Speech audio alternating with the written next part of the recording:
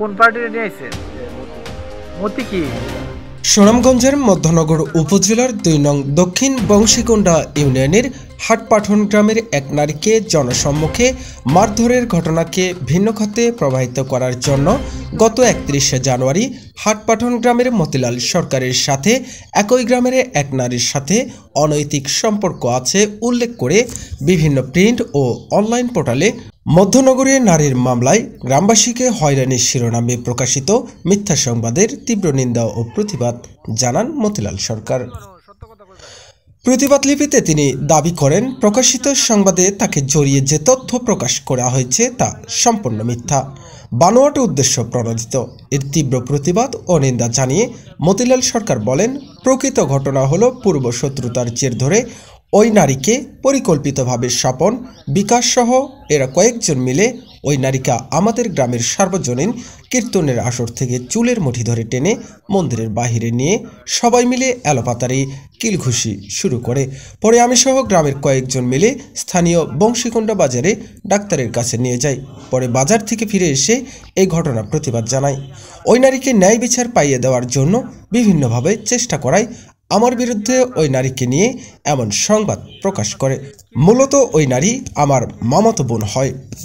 আমি তো কীর্তন আগে আমি বাড়ি থেকে গেছিলাম, আমি চট্টগ্রাম, আমি তো এই কাজ কামলা দিই।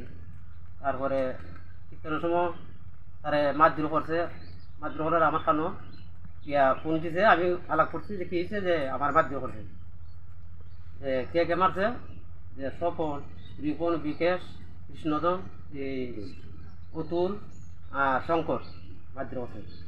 তারপরে আমি আমি তো নিরহ মানুষ, কাজের লোক, আমি কিছু কথা আমি কিছু ছোট করে বাঁচাইছি। তারপর আবার কেউ কিছু বলে না, আমি আইনের রাস্তায় নিয়েছি। ঠিক আছে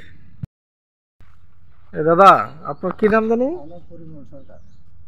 আপনি কি ওই ঘটনার দিন এখানে ছিলেন? হ্যাঁ ছিলাম। আপনার বাড়ি কি এই গ্রামেই? হ্যাঁ এই গ্রামেই। আচ্ছা, আপনি কি দেখছেন ওই দিন? কি দেখছি মানে এখানে চা খাইতেছি দোকানে, তারপরে আজকে একটা উলি শুনলাম, দৌড়ে গেলাম যে নিয়ে সারে মারধর করতেছে, গিলাইতেছে, টানা আসনা করতেছে। তারপরে এই যে আমরা ফিরাইলাম। নিয়ে সারে কেন মারছে? মারছে যে কেরে কীর্তন গেল, কীর্তন শুনতো। আপনি কি কীর্তনের আয়োজন আপনারা করছেন না? আমরা করছি। তাহলে মহিলারা মারলো কেন? এটা আমরা কি কইলাম, কালা মারছে যে বিকেশ, তারপরে কৃষ্ণদন, এই শঙ্কর, স্বপন, রিপন, অতুল, তারাই। গতকালকে যে আপনার নিয়াসারে নিয়ে যে এক সংবাদ প্রকাশ হইল, হ্যাঁ, আপনি নিয়াসার সাথে অনৈতিক সম্পর্কে লিপ্ত, এই ঘটনাটা কি?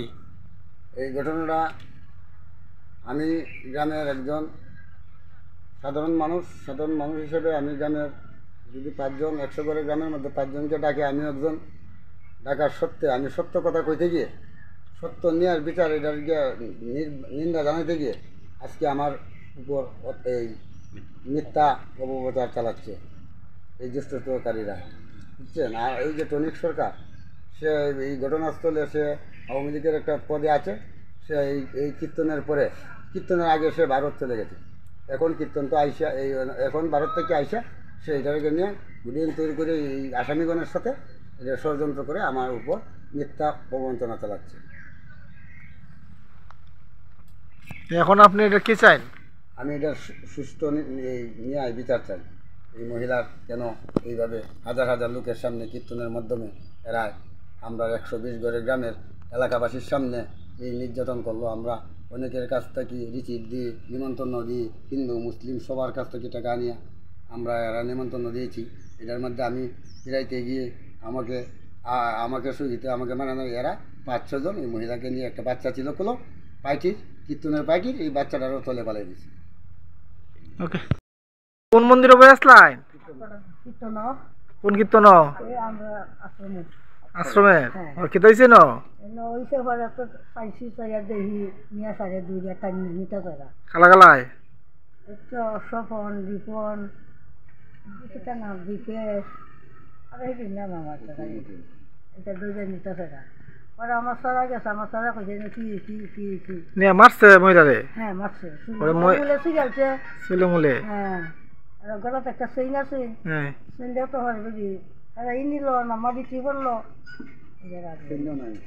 চিন্তা নাই যে আর দিয়ে সাজে কাজে দিছি। আচ্ছা।